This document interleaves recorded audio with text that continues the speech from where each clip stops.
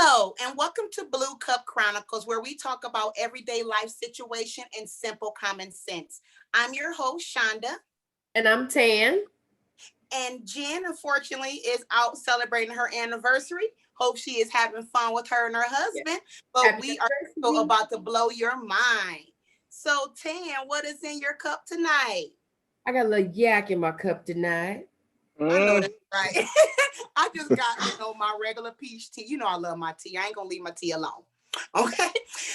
Tonight we are skipping gossip with Jen because we are discussing an important topic. And that topic is going to be mental health in the Black community. We do have some special guests joining us tonight. First, we have Kathy. She's the owner of Keep Aiming Forward. She's also a certified life coach. Everybody, let's welcome Kathy to the show. Yes. Hey. Happy. Hello, everyone. Next, we have Mr. Frank Sinclair, who is the Chief Encouragement for Dream Again, LLC. He is the founding member of Front Range Power Connectors, Pike Peak Pros, and Black Business Network. He serves on the board of directors for CASA, Another Life Foundation, and Power Connectors. He's the recent president of VetNet and the and the founders of the Coaches Collaborative. He serves in the Air Force, father of four, whom all are business executive in the Denver area. He was named Random Act of Kindness Award winning in 2019 and Most Influential Networker in 2020. He is certified in diversity leadership development and impersonal communication. He's also an ordained minister. Let's welcome Frank Sinclair to the show, everybody. Welcome. Yes. Next, we have Danielle Renfro Common. She's a wife and mother of two. She's a certified holistic wellness coach. She is an active volunteer in her community. She's a Bible teacher and owner of Danny Nicole Events. Let's welcome Danielle to the show. Welcome. Yeah. And then last but not least, we have Nicholas Ray Shepard. He is the father of five. He played in the NBA and the D League for 9 years with teams such as the Lakers, Clippers, Phoenix Sun, and Utah Jazz, as well as teams overseas such as China and Italy and several others. He run a nonprofit called TPA Hoops, which means Today's Pro Athletes Helping Others Obtain Personal Salvation. He also run a leadership program from Louisiana to California and Arizona, which is where he now resides. He works with the WBCBL, where he owns a women's semi-pro team. He's currently the vice president of the Phoenix chapter of the NBR PA. He is the Voting Right Act Commission as well as the Black Legislative Commerce Commission, and he is the director of the Sports for Hebrew Federal Credit Union. Let's welcome Nicholas to the show, everybody. Hey. Hey. Yeah, so I do want to thank you all for joining us tonight. Let's get right to it. I wanted to talk about this topic because of everything that is definitely going on in the world today. Right now, you got COVID, which is rapidly killing people. We're all stuck in the house. Some of us losing our minds. We're discovering unknown faces of friends and family that we had no idea, they were acting like this. It's causing a financial strain on our household. Then you have police brutality, which is a whole different subject of itself, which we will definitely later talk about that. Those two issues alone right now is definitely hurting the Black community and causing anxiety, suicide, and depression. So I want to talk about bringing awareness to the Black community on mental health, how it affects us as well as the people around us, and also hit some points about how it may affect the Black men in the community as well. I want to start with Frank.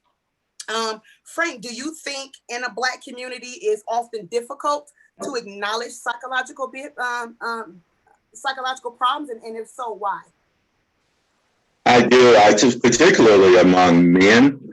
There's a lot of noise in Black men's ears that tell us we're less than, and because that kind of undergirds our sense of worth, and our place in community in the world, we look at mental health as one more stigma that we're unable to take on or acknowledge, when in fact it could be the one thing that's creating other things in our lives, but it's very difficult for a Black man to step forward and acknowledge that mental health may be a concern for them.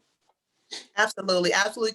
Kathy, same question. Do you think in the Black community it's often difficult to acknowledge psychological difficulties? I do. I do. It seems to be generational. It starts way back before time, um, where especially the Black man is taught that he is not to show his feelings. He is not to show his emotions. He is to take on the weight of the world and just strive with it. Um, and that's where us as women come in as nurturers to let the men know in our lives, or the men that we come in contact with, that it's okay to talk. It's okay to let your guard down. It's not making you less of a man, but how can we help each other, whether it be in a friendship or a relationship or any type of shit, that they may be dealing with? How can you get the help or the care that you need if you don't communicate what it is that needs to be communicated? Absolutely, absolutely. Tan, you want to hit on anything in there? You know what? Well, actually, no. That's not. Yeah, I must agree, because yeah, I agree with Frank. The stigma is less than, you're treated as less than if you uh say something's wrong. So mental issues is a extremely thing bad. It's a thing that people think that bad. If you have a mental issue, something's wrong with you, when in all actuality it is what it is. It happens. It's something that we are, that we have, I think, inherited. Or I have that question. um is mental health issues, are those inherited? Do you Can I think it's add some? inherited, Nicholas? Do you think? Yeah. I mean, it's the surroundings, the environment, where we grew up at. That's the biggest inheritance of us growing in low income, poverty areas. That, for one, already bleed out the social issues that we have to deal with on a daily basis. So it's the environment. It's us not getting help or having an outlet for communication.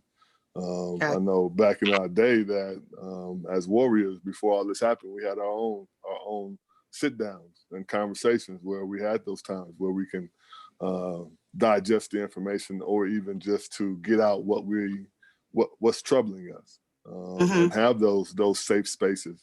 Right now, we really don't have a safe space to do that. I Just agree. due to the demographics and also the environment that has been created in order for us to introvert ourselves more, Right. more than being extroverted about our conversation, about our health, about our emotional status. We're not evil beings. We're here to love, be peaceful, harmony. All of those things that aren't being discussed, or even outly conversated amongst the fellowship.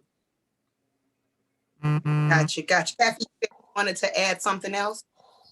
I probably should. I probably won't have to add it now, but what made me really look into mental health, not just with men but with women, and just all across the board, is I saw the movie The Joker. I don't know if you guys saw it, but I really, that movie really hits home, and it really describes different levels of mental health. And one thing I liked about the movie is that they had him keeping a journal. And as he was keeping a journal, sometimes the screen would like zoom in and on things that he was writing. And one of the things that he said is the problem with mental health is that we we are afraid to talk about it.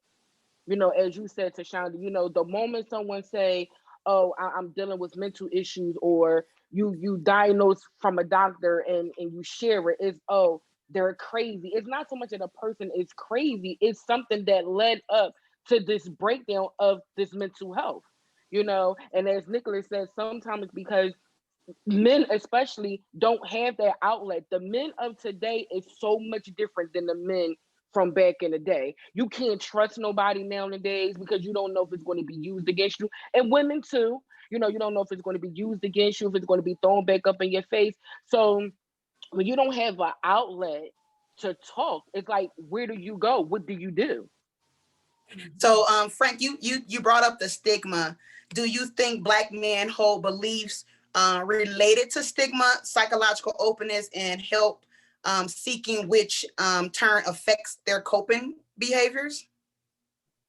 I do, and I want to address the genetic component as well. We do know, because I'm going to tell you guys, I see it in community, but mental health in the culture that we live in today, with people being angry and et cetera across the board, and a lot of spaces, mental health is rampant. I don't care who the person is. It is incredibly rampant in culture today, and because of the stigmas that exist in this place, it's hard for humans, period, to get help. But Black men, particularly, we do a thing called a Black Men's Project, where we go into barbershops and give free haircuts to get the opportunity to share about mental health concerns where I live in Colorado. And that has been incredibly helpful in trying to remove some of the stigma. I don't know if my brother Nicholas sees this or not, or even if you sisters see this, but Black men have a hard time looking at each other in the eyes. The kind of Black guys that I try to mentor and walk through and talk to about these things, we can't even sit across the table and keep eye contact. It's hard to walk past a Black man and even acknowledge you anymore. Back in the day, this used to be just common practice in the Black community. We really coalesced around each other. So there's something that's deeper and really painful underneath our inability to communicate and connect with one another, particularly as men.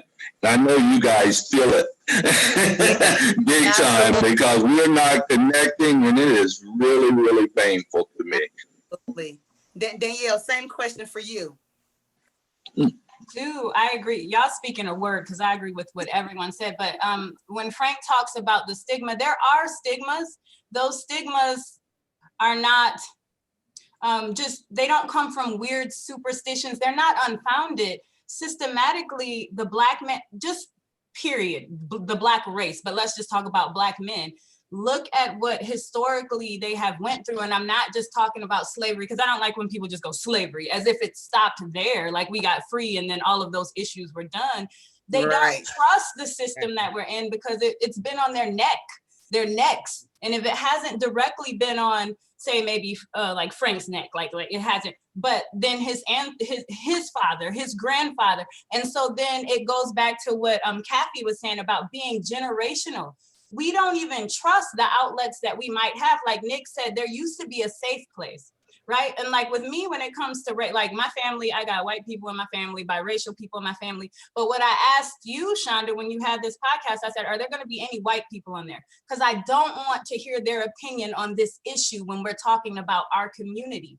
It's like, mind your business. It bothers me. It rubs me the wrong way, because they can't understand firsthand where these stigmas come from. Why we feel them. So it's a little bit of all that. Yeah, we have the stigmas, but they're legit. Like they come from experience, from history. And like Nick spoke about our environment that we've been brought up in. And like Kathy spoke about, you know what I'm saying? It's generational, and they are there, but for a reason.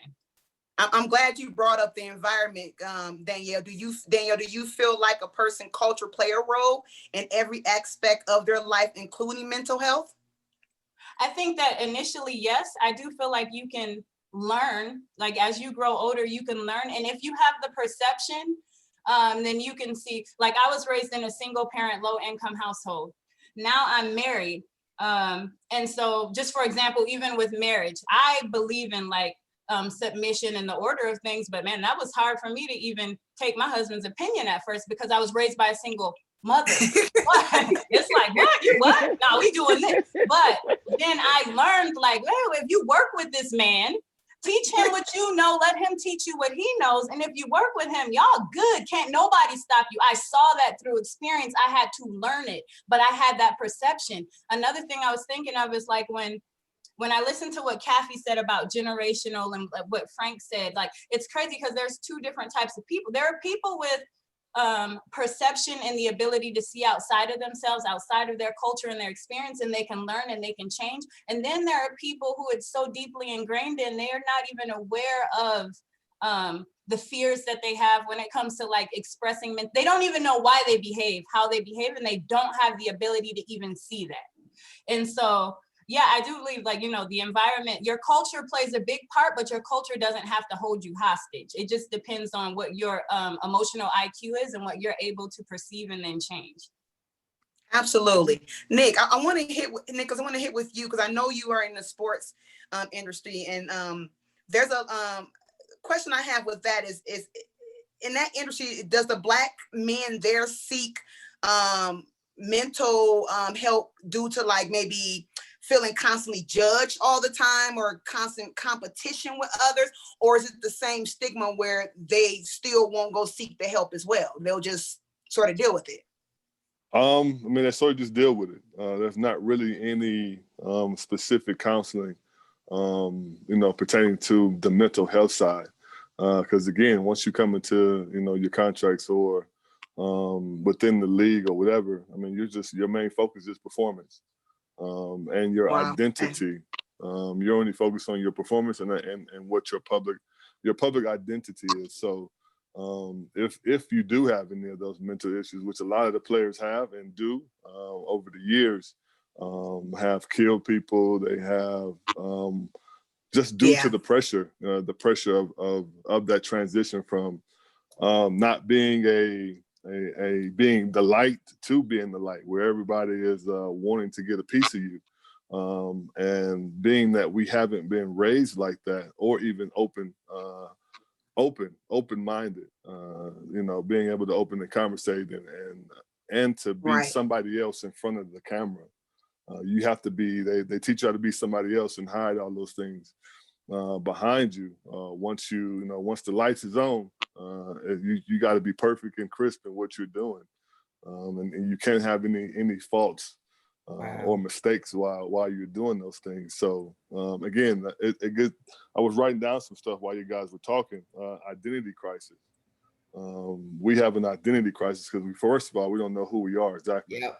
We don't know where we came from. We don't know where we came from. We don't speak about those things. Everything that's being shown on television is pertaining to another person's race. It's not showing us in those areas. And the people that are doing it is far few in between. And that gives you a sense of doubt of who you are and what you can accomplish and conquer. I know when I was growing up in the 70s, and I'm pretty, I wouldn't say I'm old, but I'm old enough to where where we've seen the Black Panthers, we've seen the Black people in our neighborhood, we've seen prominent people come from nothing and to make themselves something. And that's another thing, is that the bridge, it's a gap. It's such a gap in the communication of men to young men. And then from my generation, from my grandfather, that didn't have the time with us that was needed because they were working. They had to work. We were latchkey kids. We were kids that my parents and my dad and them have to go to work, and we got to figure it out. Yeah, we had to figure it out on our own. So we really, yes, we watched ourselves. And unless you had uncles and cousins, then you were really by yourself. So again, to me, it is the environment and relearning about yourself, relearning about who you are as a man. I was raised by a single family mom also, so I kind of do understand that. Yet I had other men outside of the family that mentored me, that kind of showed me, and I walked that path with them and seen what was up. So we don't have a lot of us really giving back of the morals and values and standards that we have to live by. Everything is about sex, drugs, and money. That's the songs nowadays. Yep. When we was growing up, is. the songs Yep. that we listened to, was Yep. real stuff. They talked Mhm. about real things. They talked about love. They're talking about loving and respecting the woman. We don't have that anymore. Everything is just fast, wham, bam, and let's make it happen. Yep, that's true. I want to go back to Frank for a minute. Frank, how often people are led to believe that a mental health condition is personal weakness due to negative stereotypes or instability and attitudes of rejection. Because of this, do you feel like there is a lack of information about mental health issues in the Black community? Yes, big giant yes. I grew up in segregation. My schools didn't integrate until I was in the 8th grade. Back in North Carolina where I was raised. I was 26 years old. I was a homeless man here in Colorado Springs, sleeping underneath a bush. And one person came through and showed me worth and value and looked beyond the obvious. And I think we embrace way too many assumptions about one another, and assumptions not based on facts, but assumptions based on, like my brother said, the media and other voices that have something to gain from those stereotypes. And then we are unable to bridge the gap between that. So I'm older than Nicholas, so I didn't remember the last part of your question. I was born in '56, so Nicholas, I got you, man. Well, so what was the last part of your question again? Because of this, do you feel like there is a lack of information about mental health that's issued in the Black community, given to us, I should say? There's Black professionals in this place are not very existent, at least in the region of the world that I live in. And where they are, the salary gap is such an incredible space that it doesn't encourage people to want to walk and talk about the information. Social services and paying people in social work is ridiculous. I mean, on the face of it, it's ridiculous. But they can't even make their own home survive. And then they're out trying to talk to people that are having problems walking through social mental health issues. There's not enough information. And there's too much misinformation, Shauna. That's what really bothers me more than the lack of information. It's hard to counter the megaphone of lies. It really is. And they are shouting so loudly that we can't hear anything else. So yes, there is a lack of information, but we do need some help on how to disperse that information that people can really hear, embrace, and actually some actionable steps to walk through the mental health concerns that so many people have today. True. Kathy, I want to come to you with that same question since you are a life coach. Do you get a lot of people that come to you with, their mental health issues and say that, they haven't heard about this or they haven't seen this information or, just in their community in general, it's just a lack of that? I want to go to you and ask you the same question I asked Frank. Absolutely. The reason I became a life coach is because all my life I have always been a nurturer. I have always been the caretaker, whether it was someone younger than me or older than me. So I was like, let me just make myself legit so I could, get the correct information to give out, because I was just giving out information based on my own personal experience. I believe that I believe in giving correct information. But absolutely, and surprisingly, I have more males that come to me than females, because of that nurturing spirit that I have. And it's not, the conversations really haven't been that they haven't heard about different information, but it's more so of, what do I do? You You want know, where do I go? You right. know, or how do I do this? You know, sometimes I don't have the answers to give to them because me being a female, I don't know. You understand what I'm saying? But when I go and I research the information and I bring it to them, it's still a sense of confusion. You understand what I'm saying? Because it's like, although I'm bringing you the information and I'm showing you the information, I'm also telling you to look it up, research for yourself so you can get a better understanding for yourself. Because some people get an understanding if someone's talking to them verbally, some people get an understanding if they read it for themselves. Whatever situation, whatever scenario they may take, is still a sense of confusion, because not so much that they're stuck in their ways, but no matter how much you try to teach someone something, if they already have it embedded in the back of their mind, what was already taught to them or what was already told to them, that's what they tend to stick to, because people are afraid of the unknown. You understand what I'm saying? So if they're comfortable and with what they already know, sometimes they don't want to make that change. Tan, you want to add to that?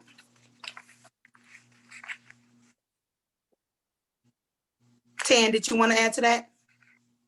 You know, well, I do. Listen, people Come are on, Tan. not, some people are not ready to change at all, no shape, form, or fashion whatsoever. And most importantly, people are not willing to accept that there is something bottom deep down, there is a issue. A lot of people are not even willing to do that at all. I'm gonna tell you something. I have an uncle that jumped out the window because he didn't want to be where he was at in the mental facility. He didn't want to be there. He jumped out of the window, and his rationale was because they was trying to hurt me. He didn't know. He still does not know to this day that he cannot come home. And that is something that really, really hinders people, because they don't know that they have an issue, because no one has even told them, or they don't want to even believe it. They don't want to accept it. They don't want to accept You're right. You are definitely right. You know what the biggest issue is? And I'm a foster child. I grew up in foster care and children's home, right? So I wasn't taught love. I wasn't taught about etiquette in regards to a female, or, you know, different things that you're supposed to be taught. As I got older and started seeing different things, whether it was in my foster homes or children's homes, just the love and nourish that other people were getting, I knew that's something that I wanted. So I had to teach myself. And I tell people, at a certain age, you can't keep blaming something that happened in the past for what's going on now. You have to take some type of accountability for yourself and start teaching yourself if necessary to make it better for you. But what was I going to say? I done lost my train of thought. I was trying to piggyback off of Nicholas. Oh my goodness, I done lost. I'm so sorry, y'all. Okay, well, you remember All I done lost good. my thought. It's all good. Oh But God. yeah, Oh no, no, that's when it. he was saying some people, when he said people don't know who they are. I just did a women's conference back in February. And I'm also a book author. And the first question I asked when it was my turn, I picked certain, you know, different ladies, and I said, "Who are you?" One female gave me her name. I said, "Okay, thank you." Second person did the same thing. But it was a third girl that I picked out, and I later found out that she was an author too. So she pretty much knew what I was doing, because some classes teach you this as you become a writer. So when I asked her, I said, "Who are you?" She went, "My name is such and such, such and such. I am da da da da da da da da da da da da da." Some people don't know that. I just collaborated a book with a woman, and it's called "You May Know My Name, but You Don't Know My Story." We are so content with just telling people our name, but okay, that's your name, but who are you? Who are you? What is the story behind your name? And why are we too afraid to tell our story? And as I'm getting older, I'm starting to learn that when somebody asks me who I am, I'm not just saying my name is Kasi. I'm saying my name is Kasi, and I'm giving them a brief synopsis of who I am, so they can know who I am. You don't have to tell your whole story, but just so somebody can feel comfortable to open back up to you, because you never know, just that little bit can help the next person to open up. And you may be the person to help them, or they may go to somebody else and be like, yo, I just had this banging conversation with Shorty, and they may start opening up, telling their story. That's how I think it needs to start to begin, whether it's the male community or the female community, because we're so uptight and so shut down because of being afraid. We have to stop being afraid to tell or show who we are. God, I'm very spiritual, and Shashandra, you know this. And I strongly believe that out of 5 people that you go to, 4 people may reject you, but that one person is going to be there to help you, because that's the person that God put in place to help you. You understand what I'm saying? But how will we know if we don't start with the 4 other people? Let me bounce back to Nick here. Nick, what was you about to say? No, I was just kind of reiterating and what she was saying is the identity part and just being afraid. We live in so much fear. Everything that we watch on TV or see or hear is fear-based, especially within our culture and network. We're not supposed to do this. We can't do this. Fear this of, we have to worry about the police brutality. It's always perpetual upon building that fear, and also being the spiritual people that we are. We have to understand that we are the I am presence, that we are the leaders in this time, this transitional time. It's what's bringing people together. After this COVID stuff hit, I really felt about this whole thing was a transition for us to really think about what's important. Is it the material wealth that we're gathering for somebody else? That we're building somebody else's empire? That we have been the people that have built this nation, and we continue to be the culture within this nation.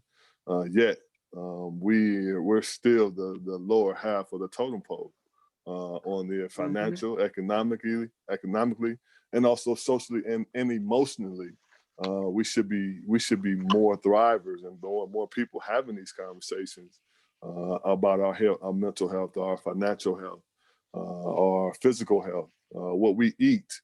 We're eating the worst things on the planet, and we're still trying to figure out why we're mentally feeling the way we feel when we're putting these processed foods in our bodies, and not paying attention to what we're eating, what we're drinking. We're just doing it on second nature because of what we watch on television, what we hear. The media has influenced us so much outside of our normal characteristics that we hear within ourselves. We're not listening to our bodies anymore. We're not listening to nature. We're not hearing from the natural influences that we used to get from the earth, because of all of the influence from the other frequencies that are being passed on to us. You took me right into my next question, because you brought up the foods we eat, our body, or stuff like that. I love the holistic approach to that, and I want to take this question to Danielle, because that's what she specializes in. Definitely, Danielle, let's talk about the holistic approach to mental health, because definitely the holistic approach is, it approaches body, mind. It's not just mental. It approaches from all levels. So Danielle, do you feel like the use of holistic approaches to mental health can be significantly helpful to mental ill patients and their disease as well as their body altogether? Definitely. I mean, it could be extremely significant. I mean, disease starts in the gut. It starts in the gut. And the holistic approach is not to treat symptoms, but it's to find the root of the problem. And you'll find with when I was going through my training to be a holistic wellness coach, in certain third world countries that are underdeveloped, they don't even have cancer. Some of them don't even have one cavity. They don't have certain things that we have here because why? The only food that's available to them is what grows naturally in their area. So like Nicholas talked about all this processed food and things that we eat, the side effects, of course, they're not telling us the side effects of eating these things. And we can't depend on government institutions to tell us, well, if you eat this, you might feel down or you might feel this. We have to really start trying different approaches, and just the diet in itself, and saying, oh, wow, I don't feel so off today. I don't feel so emotional today. I don't, okay, maybe I'll eat more of this and less of that, because different foods, and I'm just starting with food, different foods affect us all differently. I mean, there's stuff that we just outright know is just bad, period. But some of us can tolerate it a little bit better. And some of us, you just might be bloated and have gas. But for other people, it might swing them all the way over the edge, like just emotionally, mentally, even like with me, I consider myself pretty well balanced. So when I'm getting hormonal and I'm just feeling weighed down and just not right, I can tell you, I just like went off of my no sugar kick and I just gave into too much sugar. Like sugar just don't like me, but I love it. But I'm just saying, like, it don't work right with me. So yeah, people who have mental illness, I don't think that you just being medicated and not addressing some of those issues that are like at the root of it, I don't think that would work. I mean, medication has its place. I'm not saying that it's a cure-all. But for some, it may be. They may never need medicine. They have to try, though. That's true. That's true. Oh, Frank, I want to jump. Oh, go ahead. Go ahead. Go ahead, Nicholas. No. I was speaking on the food part. I have the reason why I understand food so much is because of the performance level that I have had to perform at, and I have taken it all the way from being a vegan, eating raw foods, to eliminating, being very disciplined, I should say, on what I eat and what I place in my body. My mom is a herbalist. I was a herbalist. She's been an herbalist since I was 7 years old. She actually went vegan since she was 16.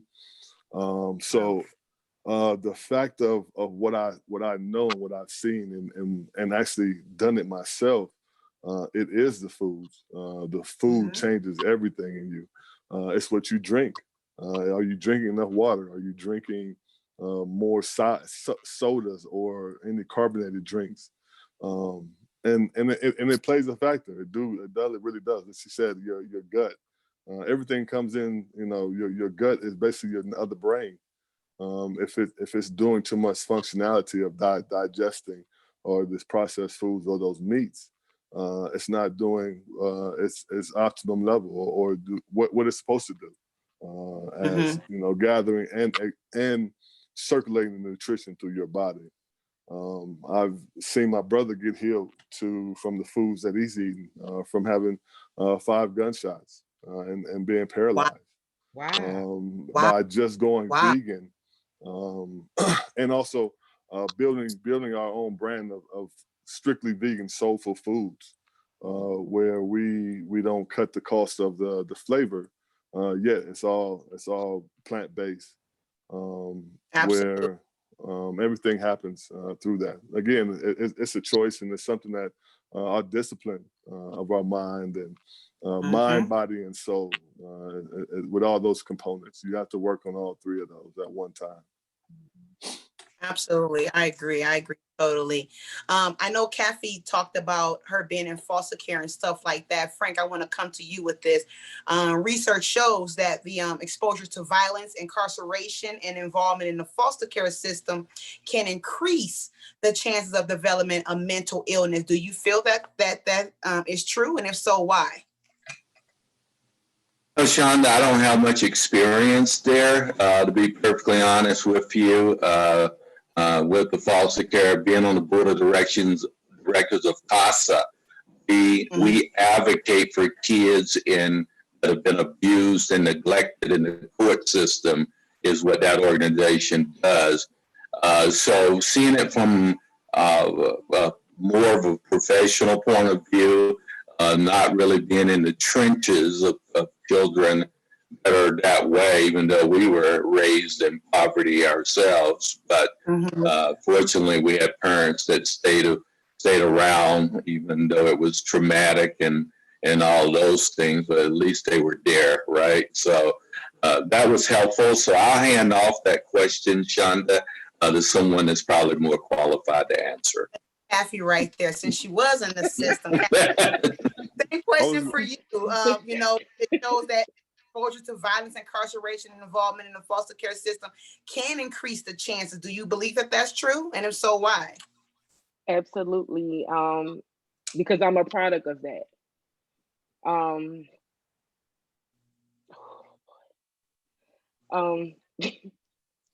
Sorry, Mama. All right, it's all right. Oh, good, for sure. So,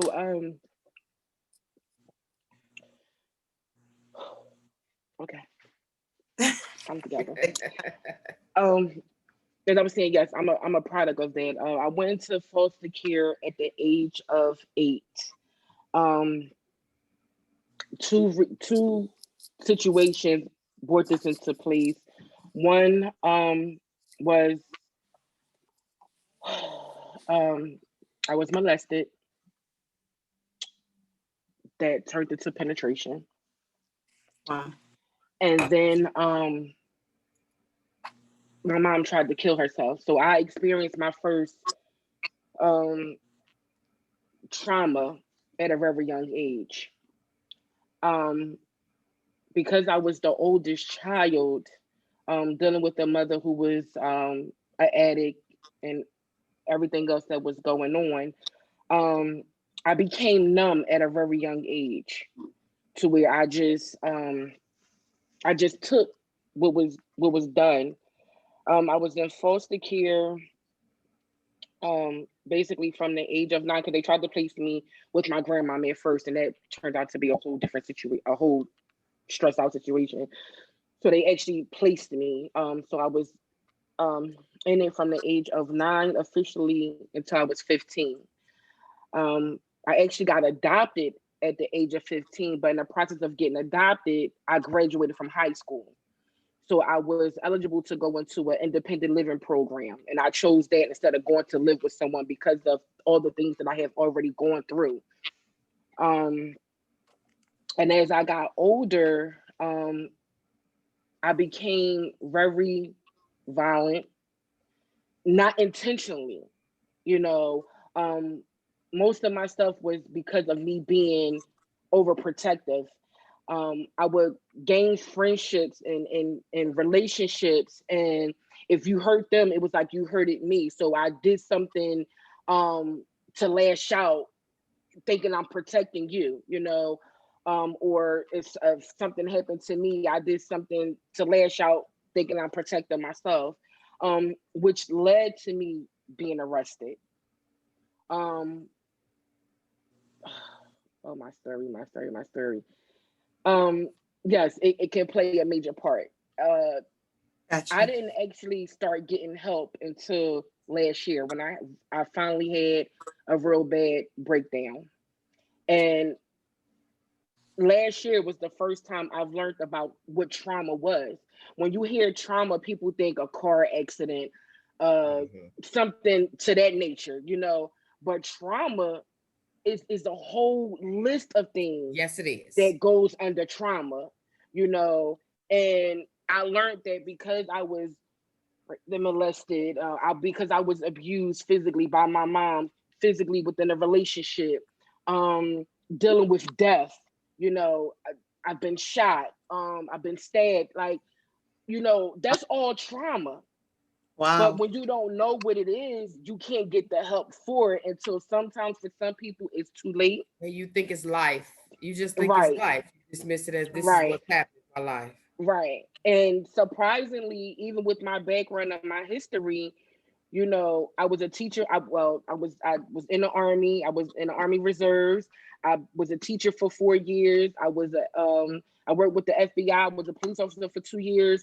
You know, and then my last career was I taught behavior modification to children that lives in poverty. because I can relate to 95% of them. Right. I'm trying to break curses to let them know that this is not it. There is help. Like there's people that care. I didn't have that growing up. Being in foster care and, even in incarceration, people is all about the check. They all about the money. They not all about sitting down, having a conversation with you to find out what exactly is going on with you that led you to where you are. Right. So to answer your question, yes. Yes. Gotcha. Tan, do you have anything to add to that? No, I just chimed in a little bit, but no, it is all about your experiences. And if you were raised a certain way and you don't really think that there's anything wrong with you, you think that this is the normal, this is supposed to happen, I'm supposed to be where I ended up, I'm supposed to be there because I was there, I was whatever was done to me. And then it's very I understand, but it's kind of hard for people to understand that they are not the person that did the problem, that they're not the perpetrator, basically. Right. This happened to you. The other person that did this act to you are to blame. So, when people are considering like, this happened to me because of this and that, but if I was not there, no, we can't keep making ourselves the blame. We can't say that, because it's not always, it's not the victim. The victim is not the problem. Mm-hmm. Never the problem. Yeah. But well, that's true. I do have a question. Good. Well, let's I want to start with Danielle first. What does mental health mean to you, or what does it mean to be mentally healthy? Ooh, and you started with me because I'm sorry. No, well, so what it means to me personally, just coming from a personal perspective, it's not going to mean the same thing to everyone else. I listened to what everyone said, and Kathy, thanks for sharing your story, because I spend a lot of time in prayer with God, and he sets a standard for me. Like I heard what Frank said earlier about misinformation.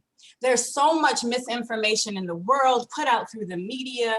I can't look to humans to tell me who I'm supposed to be, how I'm supposed. I'll chase my tail all day, I'll go crazy. One says this, one says that. And so for me personally, I know everyone may not have the same beliefs, but I do believe in the Bible. I do believe in a creator. And so I had to get to a point for my own mental health where I said, I don't really care to be the best wife, mother, or daughter. I feel like I want to be the best servant of God. I want to have the best relationship with him that I can. And that's not even my 100% is somebody else's 25. Like I'm so imperfect. But for me, I'm good. Like as long as I'm attempting to do right by him, I see how I affect my neighbor. I see how I affect my children.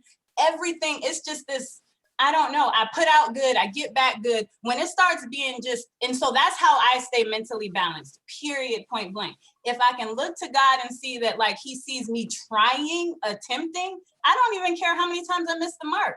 I know that's all I can do. I don't need to be judging myself according to other people's standards. I know a lot that we're talking about when it comes to mental health. We say, Kathy said, people come to her, but they kind of don't want to change because and it's like so much, humans put so much stock into what other humans who are successful say, or what this athlete might say, or this celebrity, or let me do this, like, so I can be like Beyonce. I don't care about no human. I'm sorry.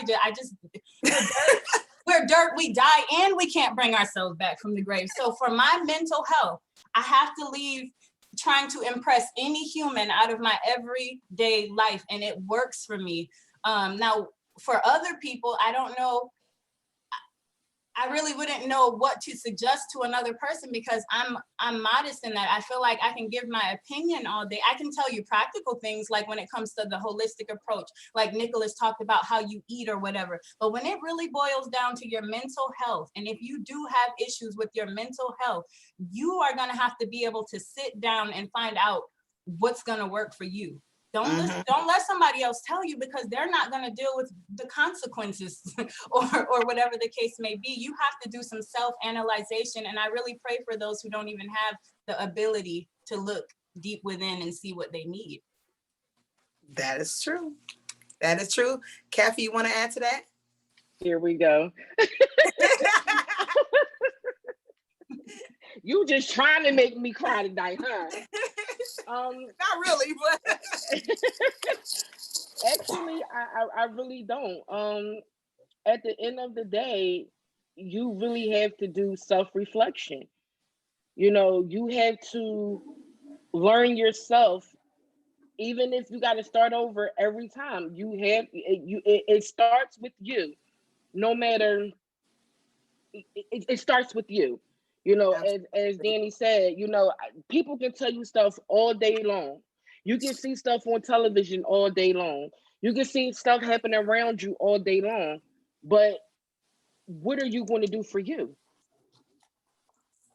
You know what I mean? Like, I can tell you all day long, Tashonda, wash the dishes this certain way. You know what I mean? Put bleach in your water first, and then put the dishwashing liquid in there, and then, you know, wash the glasses first, then the forks, and all this other stuff. But you have to do it the way I want to do it. In a way that's best for you. Yeah. You know what I mean? You may not have no forks and stuff in the sink. So my strategy is not going to work for you because there's no forks in the sink. You understand what I'm saying? So at the end of the day, people have to work it out for themselves, but also seek the help that's needed. You understand what I'm saying? Because help, we all need help some kind of way. You know what I mean? But you have to trust the process. Let me go to Frank here. What you about to say, Frank? Thanks. Yeah, I really wanted to add to that piece, because to me, here's the deal. It's human stuff. You know, if we make it any more than that, then it becomes more than that. That's the deal. Humans are jacked up. It's really the space where we began is not like, you know, I hate hearing this thing. You know, my son just robbed 7-Eleven, but he's such a good boy. Right? and those are messages that we hear all the time. I never say that about my kids. My kids, sometimes they were good, sometimes not so much. They're adults now. It's the same thing. You know why? Because it's just human stuff. It really is. We do human stuff because we're humans. And we mess it up interpersonally. We jack it up all the time. If you're married, you know that's true. And if you don't believe me, I can bring my wife on camera. We jack it up all the time. We really do. And that's the stigma. Because whenever we think it's more than human stuff, we compare. Because my stuff is better than your stuff. I'm looking better. At least I didn't do what you did, etc. Comparison is a domain of fools. It really is, because there's no other you. Scarcity is what creates value. Because each and every one of us are the only ones on earth of us who are valuable. You don't have to do anything. It doesn't depend on what you did, what you might do, et cetera, et cetera. You're valuable simply based on that. And if we begin to look at each other that way, I'm fascinated by every human interaction I have, because I'm sitting next to someone. C.S. Lewis said, if I could see them in the fullness of the way God does, I'd be tempted to bow down to them. That's how valuable a human being is. And we start to see each other from that perspective and stop looking at each other as what we have or don't have and all this other I call false perceptions, then we'll just start to embrace the wonder, the incredible challenge, and the incredible awesomeness of what being a human is.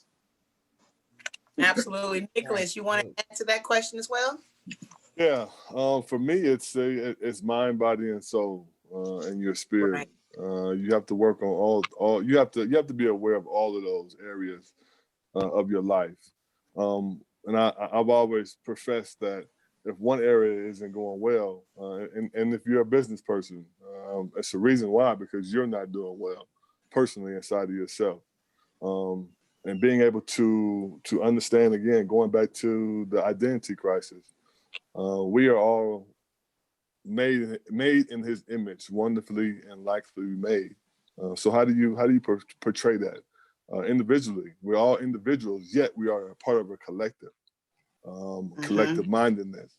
If you don't understand your individuality first and look at yourself in the mirror first, then how can you look at yourself or look at the next person as being equally or even qualified to be in your presence? Yet that person is in your eyeballs for a reason, because there's something inside. There's something that you have to get from that person in order to continue to build yourself, or even to build your reflection even better from what is before. We're such at a time of not being with the Joneses anymore. We don't need to chase down trying to be somebody else or try to be what the next person is. Yet we also have to congratulate that person for whatever that position that they may be in, because you never know what their experience was. You don't know what those steps they did to get to that point. So now we really got to look at the I am presence. We have to look at ourselves as those entities or those beings that brings light, that brings health, that brings happiness to others. Because those are the things that I want in my life. We have to understand what's the main commandment now. Love yourself as you love your neighbor. I don't think we really do that anymore. We don't look at our neighbors. Hey, man, I want to make sure you're good. Because if you're good, then I know I'm gonna be good. I'm gonna be good, right? So, but we're too selfish for that. Well, again, it goes to the media. Isn't that what the world portrays, though? You got to go get your own. You got to go get yours. Ain't nobody else looking out for you. Right. And our community is the only ones that haven't really done that yet. Exactly.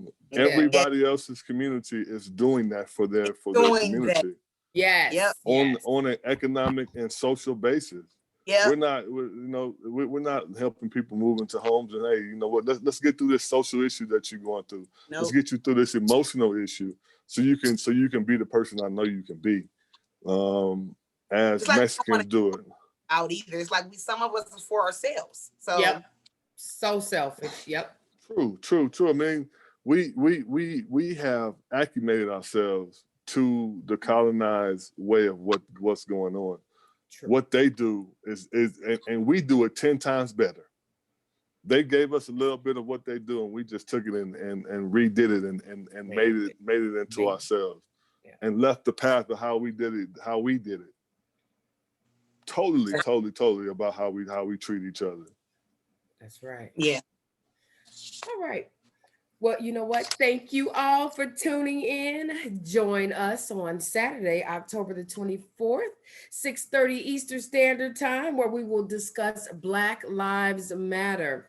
And you can listen to us on iTunes, Spotify, iHeartRadio, Google, Stella, and many, many more. Make sure you follow us on YouTube, Facebook, and IG at Blue Cup Chronicles. That's BLEW Cup Chronicles. And always email us. You can always email us at Blue Chronicles. Like she paused there. You can email us at bluecupchronicles@yahoo.com, where you can send us ideas and topics, and you can also remain anonymous or face name or your first name only. Until then, I hope we blew your mind and see you all next week. Alrighty.